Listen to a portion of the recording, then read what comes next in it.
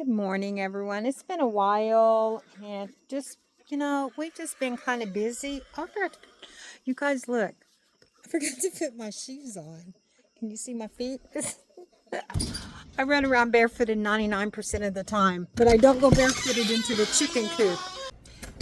If you don't wear boots in a chicken coop, the chickens like to peck at my toes. They're not mean or vicious by any means. They just think that my toes are something edible. Okay, good morning. First I forgot to put my boots on, then I forgot to get the scraps, and if I go out here without scraps, the chickens get a little upset with me. There's hardly not any scraps today, but it's a little bit. And this time to show you guys the chickie poos.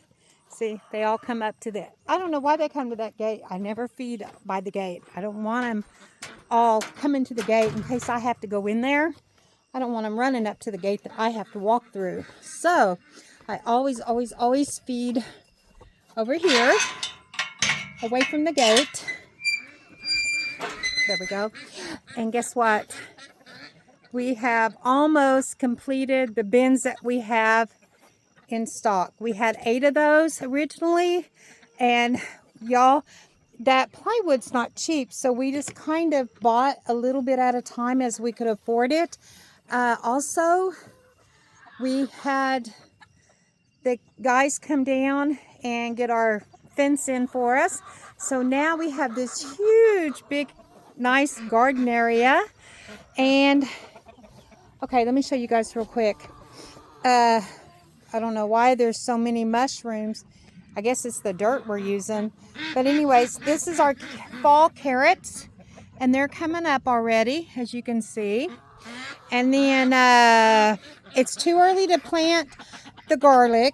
That's going to be another fall one. But we did put in, I was told you can do cucumbers. So there's a cucumber. I put a couple of seeds in there, but one cucumber plant pretty much. And then over here, I heard you could do squash, so I put in a couple of squash. I may have got them in. Let me give this to the babies. I may have got those plants in a little bit late. It says no later than August 15th. I think I got them in August 20th. So, but I'm hoping they're okay. Okay, guys, I'm going to run in and get the chickens fed.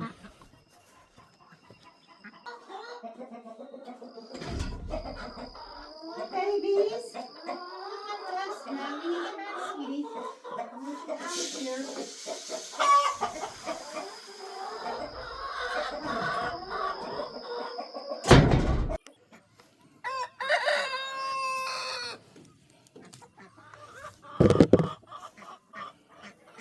Some of these, when the tomatoes start to look like that, but they're a little bit red, I go ahead and pull them, and they seem to, because I'm taking the skins off anyways, I freeze them, so they seem to do okay. Look at my squash. Okay, guys, I did not know this, but a lack of calcium is why my squash was rotting all the time. They would start to rot right down here, and it would get soft by the time it was that big right there, it's a itty bitty one, it would be completely rotted. And I didn't know what was going on because the plant itself is beautiful. It's a little yellow now, but I think that's because of all the rain we've got the last few days. So come to find out, oh my gosh, look, I have this, looky there, it's like a Siamese twins. Look at that squash. Isn't that cool? But I need to go ahead and pull this one. It's big enough. If I don't, it's going to start to go bad. But anyways, so come to find out, it's calcium. And they actually make a fertilizer, calcium. And they call it tomato rot, like is the name of the fertilizer stuff. And my tomatoes were doing it a little bit, but mostly just my squash. So I gave it some of that. And now look how beautiful, and I have all of these squash. So for me and Rusty, one of these I can put in a bag, and that's enough for us for one meal. So I'm excited because if I get all this squash, it's almost the end of the year, but if I can get this squash to make, then I'll have enough maybe for us to have squash once a month this winter. So that'll be nice. The only way I like squash is frying it. So I usually just slice it and throw it in the freezer like that. Okay, I'm going to check. We've been getting some cucumbers off of this, but I haven't gotten any in the last week or so. There's plenty of blooms, so I'm not sure why it's not making cucumbers. And if anybody knows, let me know, because I've tried fertilizing again. I've tried everything. Also, my green beans don't make anymore either. And I just don't know if it's because of all this hot weather we've had. You guys, I don't know that much about gardening. I know a lot about chickens, but I don't know very much about gardening. And, you know, so I've never taken the time to learn. But, yeah, look how my cucumber plants look really good. Oh, there's a cucumber coming on right there. So, anyways, I just don't know why my green beans aren't making. And I got to get out here and put the rest of the Miracle-Gro in these things here. We've got a bunch of, it looks like Rusty set it out to dry. We were trying to beat the rain, but I don't think we did. So, and then I fertilized, like I said, I just fertilized the other day, and my peppers are doing really good now since I fertilized. So I'll be able to get some off of that and freeze.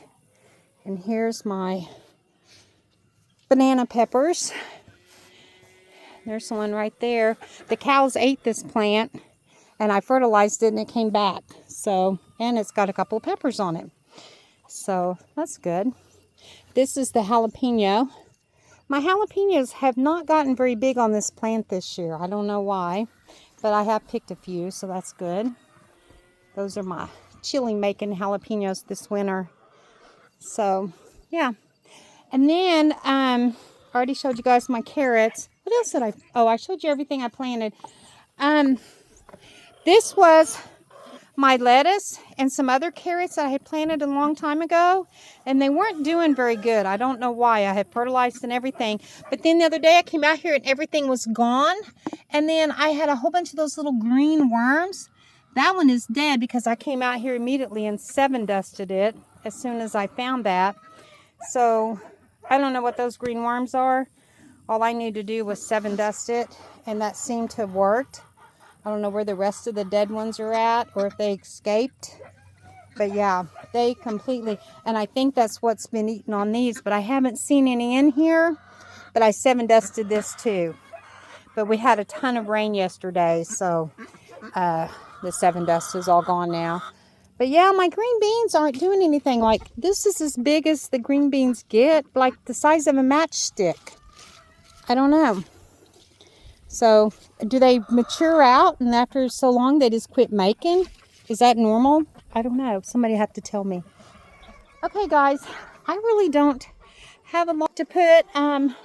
Rusty went to the doctor last week, and we found out that he is officially at his 2-year remission on his throat cancer.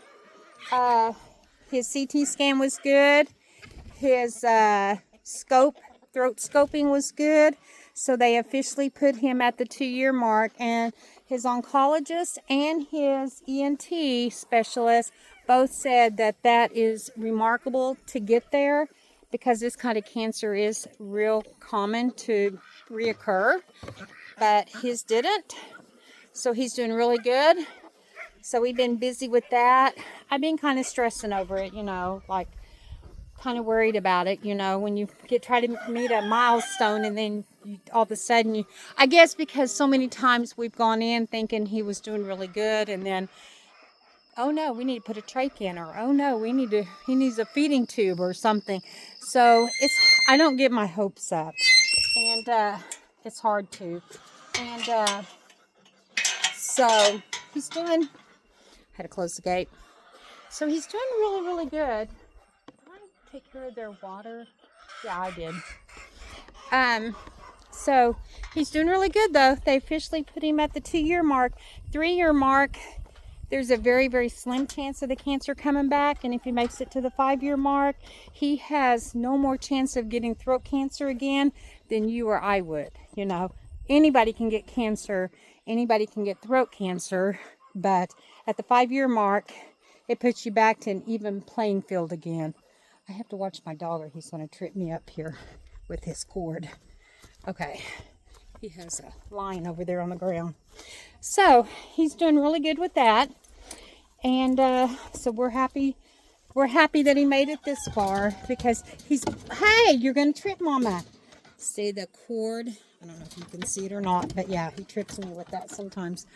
So, but yeah, so at the 2-year mark, I think the way I understand, he's better than 50% not going to get cancer again. Okay, so I was going to put a canning video kind of behind this, but I just watched it and it's really long, and there's not, I mean, I don't really want to cut it out, chop it all up, because I'm afraid that somebody out there might want to see part of what I've got in there explaining how to do this. So I think I'm going to close this video right here and tell you guys all thank you so much for watching. Thank you to all the new subscribers.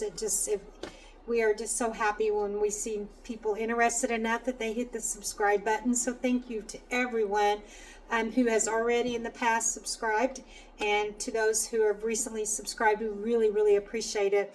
And I'm going to go ahead and close this video here, let you guys kind of just see what, this is just kind of a catch-up video. And then I'm going to get busy and edit the canning videos, and I have something new I'm going to be trying pretty soon.